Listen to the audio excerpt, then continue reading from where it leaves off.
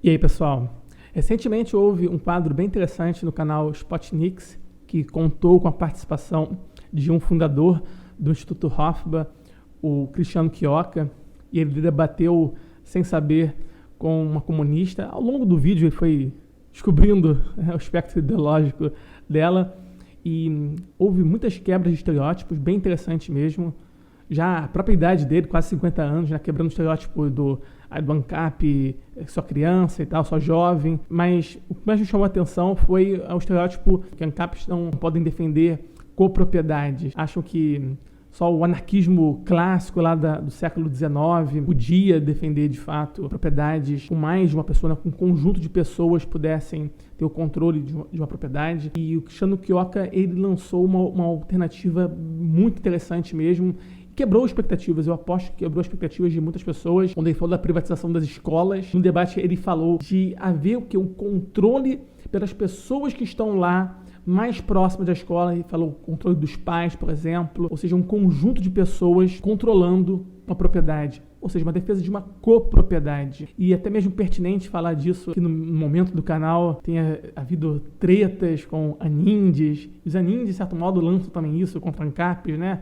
Que os anindes podem defender copropriedade, uma coisa assim do tipo, e o ANCAP não, tal. As pessoas à primeira vista tendem a pensar, né? A como privatizar? Joga tudo no colo de uma empresa e que se dane, sabe? Então, todas as escolas do Brasil no colo de uma empresa e que se dane. É uma espécie de monopólio. Você ainda, de certo modo, você está deixando um monopólio. Isso acontece consideravelmente, a gente tem que ser franco mesmo, né? Quando a gente fala de privatização, no atual cenário político, ainda tem uma manutenção do monopólio, né? Quando a gente fala, para privatizar uma estatal, geralmente há privatização e fica havendo um monopólio. A empresa ela só deixa de ter o rótulo estatal e passa a ser privada, mas ainda há um monopólio. Isso, evidentemente, não é um livre mercado que nós defendemos. A gente tem que ouvir certos anindes falando, o aninde que realmente defende um livre mercado de verdade, né? Os ANCAPs só falam de privatização para favorecer o capitalista. Por mais que haja muitos espantalhos, por mais que por exemplo, o Tarijon teve muita atitude lamentável, sabe? Inclusive agindo de forma bem escrota com gente que estava disposta ao diálogo, sabe? Acabou cancelando, sabe? Diálogo, enfim, mas não vou entrar muito nisso, mas apesar disso, apesar de tudo isso, sabe? Eu acho que dá uma chacoalhada interessante nos ANCAPs. Eu acho que esse movimento aninde que tem crescido aí, assim, tá bem, não tem um crescimento, eu não sei se posso falar de crescimento, mas tem aparecido mais aí. Eu acho que é interessante para dar uma chacoalhada nos ANCAPs. Desde o princípio, quando eu tive contato com a Ninde, né, passei a ter contato pelas obras do Murray Rothbard, a introdução da ética da liberdade mesmo, o Hans Hermann Hoppe fala que a influência do Murray Rothbard, teóricos políticos anarquistas do século XIX, Franz Spooner, Benjamin Tucker, anindes, e sempre tive um carinho, sabe, por anindes. É até mesmo estranho você ter um certo, sei lá, certo ranço hoje de aninde por causa de algumas personalidades aí. Ainda assim, tem um lado positivo, sabe, de chacoalhar os ANCAPs sobre, por exemplo, a questão das privatizações, né, que o ANCAP ele não deve ser apenas uma linha auxiliar, neoliberalismo e tal, sabe? Realmente, toda privatização a gente deve defender de olhos vendados. É preocupante porque a privatização pode ser sim um instrumento a favor de um corporativista, algo que a gente é totalmente contra. Um mega corporativista vai ter mais poder ainda para o Estado, né? E seus amiguinhos do rei, uma relação que não é nada louvável.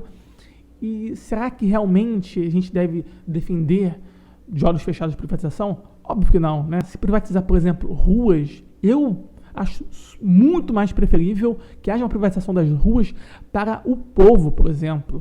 Dando aqui já outro exemplo, né, o Quioca falou das escolas, ruas, por exemplo, eu acho que nós temos que dar preferência a copropriedades, né? Que as ruas sejam privatizadas para o povo, sabe?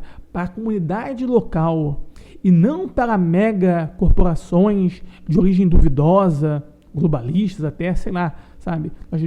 Nós temos que dar prioridade à comunidade local. O sistema de copropriedade, eu acho que ele é o ideal numa eventual privatização das ruas. Eu mesmo eu faço até um meia-culpa. Em algum momento eu achava que privatizar de olhos fechados, a privatização pela privatização por causa do símbolo linguístico de privatização.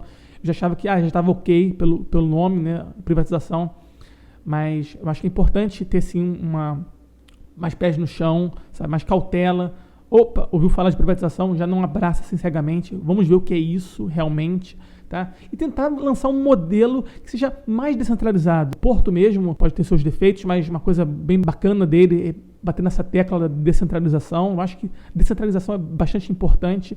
E esteja num processo de privatização que seja um processo mais descentralizado possível e que não concentre um poder na mão de uma mega corporação, sabe? Porque isso está longe, né, do nosso espectro. Murray Hoffman mesmo, na Ética da Liberdade, no seu livro Ética da Liberdade, célebre livro, é um livro, sabe, de entrada para qualquer ANCAP, né? E ele fala da privatização lá de um rei desesperado. Eu já falei isso aqui em muitas ocasiões, mas acho que é pertinente aqui também falar. E fala do rei, em sua última sacada, desesperado, vendo que está crescendo o movimento libertário, sabe? E o rei, na sua última sacada, vou privatizar tudo. Para uma dúzia de amiguinhos, parentes, sabe? E ainda ele fala, olha só, vocês têm que respeitar o sagrado direito de propriedade privada. Qual é que é uma propriedade privada? Não tem mais imposto. Aqui não tem mais imposto. O imposto vai se chamar aluguel. Há uma mudança de nome, sabe? Mas ainda continua sendo algo anti-libertário, sabe? E o Murray Hoffman diz que, em tal contexto, os rebeldes libertários têm que dizer: não concordamos com esses títulos de propriedade, eles são ilegítimos, nós não reconhecemos, tá? E nós vamos expropriar você. E é isso. Expropriação legítima, no caso, não tem que respeitar nenhuma privatização, porque é uma privatização que não está calcada no princípio de Homestead, que é outro princípio libertário também que é importantíssimo. Não uma coisa tão artificial assim, sabe? Um título emitido pelo governo, um papel. Nós vivemos aí, ao longo da história também, né, latifúndios, não só um papelzinho emitido pelo governo, mas realmente houve uma apropriação concreta, uma apropriação que está dentro do princípio do libertarianismo de Homestead. Então, a mesma questão de revisão dos títulos emitidos pelo governo, né, de títulos de propriedade.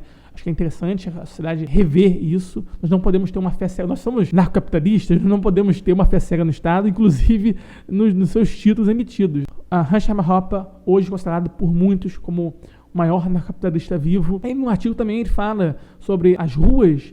Ele fala que pode sim haver o sistema mais, sei lá, o que é mais conhecido, né, que as pessoas tentam atrelar mais ao narcocapitalismo, né? Aí o dono da rua, sabe, uma empresa, sabe, tem que ter um dono da rua, uma empresa, sabe? No entanto, o Hermann Hoppe fala que também é possível haver um sistema de copropriedade nas ruas, sabe? Então, o maior ANCAP vivo também fala de um possível sistema de copropriedade no ANCAPistão. Então, não é só uma pessoa isolada que está defendendo copropriedade. Existem anarcapitalistas de grande peso aí, prestígio, que defendem a legitimidade de copropriedades no eventual capistão. Mas enfim, pessoal, esse foi meu vídeo. Então, até a próxima.